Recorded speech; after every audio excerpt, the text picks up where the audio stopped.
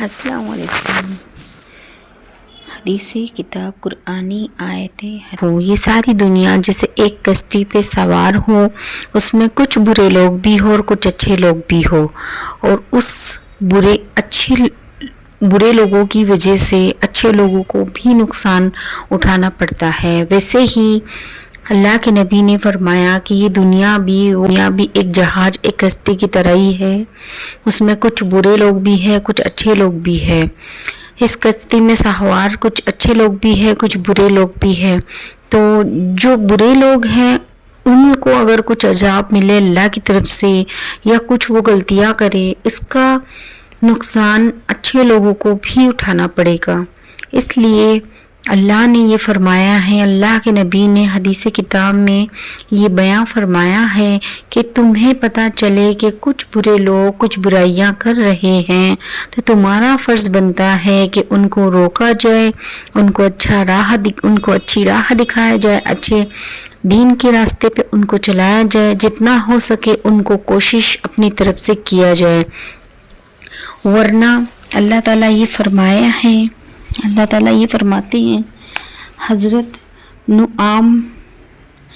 حضرت نعمان بن بشیر رضی تعالیٰ عنہ فرماتے ہیں کہ رسول صلی اللہ علیہ وسلم نے ارشاد فرمایا، اس آدمی کی مثال جو اللہ تعالیٰ کا فرمانبردار ہے، اور اس آدمی کی بھی مثال جو اللہ تعالیٰ کا نافرمانبردار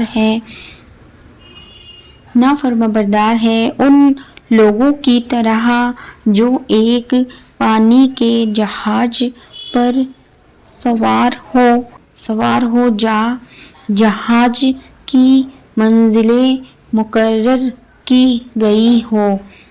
میرے پیارے ویورز، یوٹیوب فیملی، اس حدیث کتاب کے بیان کا مطلب ہے فائدہ۔ اس حدیث دنیا کی مثال ایک جہاز سے دی گئی ہے جس میں سوار لوگ ایک دوسرے کی غلطی سے متاثر ہوئے بغیر نہیں رہ سکتے۔ ساری دنیا کے انسان ایک قوم کی طرح ایک جہاز میں سوار ہیں۔ اس جہاز میں فرمانبردار بھی ہیں اور نافرمانبردار بھی ہیں۔ اگر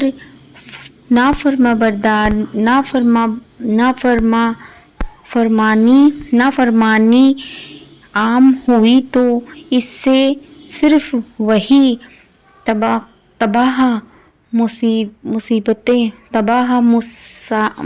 مشکلیں نہیں ہوگی جو اس نافرمانی میں مبتلا ہے، بلکہ پوری قوم، پوری دنیا مبتلا ہوگی۔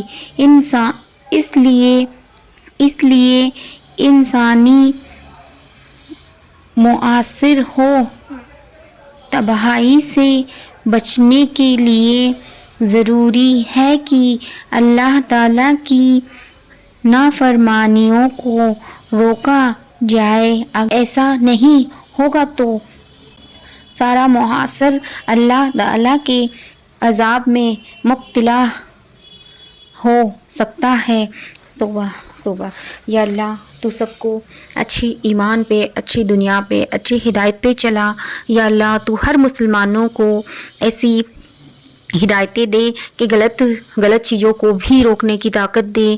یا اللہ سب کو ہدایت دے، جو برے لوگ ہیں، جو غلطیاں کرتے ہیں، وہ تیرے ہی بندے ہیں میرے پاک الہی، تو ان سب کو نصیحت دے، ان کو ہدایت دے تاکہ وہ دین کی طرف لوٹ آئیں اور دنیا کی برائیوں سے بچ جائے۔ اس حدیث کتاب کا مطلب ہے کہ جو دنیا میں غلطیاں انسانوں سے ہو جاتی ہے اور وہ پتہ چلنے کے بعد بھی توبہ نہ کرے، اللہ کی دین پہ نہ چلے، اللہ کی کتاب پہ نہ چلے، قرآن کتاب پہ نہ چلے، نمازیں کوئی بھی ایسی نیکیاں نہ کرے تو اس کا گناہ ان کو پتہ ہونے کے بعد، جب ان کو پتہ چل جائے تب ان کو توبہ کر لینا چاہیے، اور اس کے پتہ چلنے کے بعد بھی وہ گناہ کر رہے ہیں، دین والے مسلمان ہیں، ان کو بھی ان کی وجہ سے ان کو بھی نقصان اٹھانا پڑے گا۔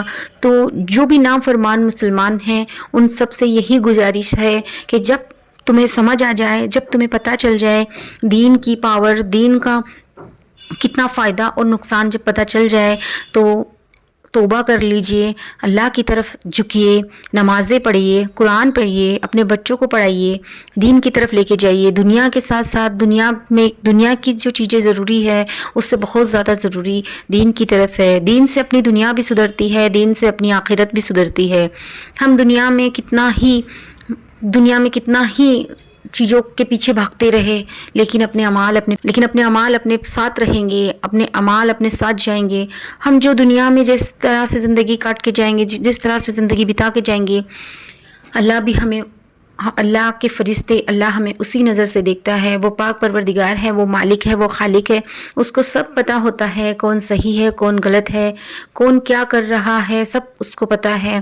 وہ اپنے بندوں سے کچھ غلطیاں ہو بھی جاتی ہے، اپنے بندوں کو ان کو سب پتہ ہوتا ہے، پاک پروردگار کو سب پتہ ہوتا ہے کب کون سے بندے سے غلطی ہو رہی ہے۔ جیسے ماں باپ ہوتے ہیں، اپنے بچوں سے پیار کرتے ہیں، محبت کرتے ہیں، ان بچوں میں کچھ فرمانبردار بچے بھی ہوتے ہیں، کچھ نافرمانبردار بھی بچے ہوتے ہیں، تو ماں باپ کو سب پتہ ہوتا ہے کہ اس بچے نے یہ غلطی کی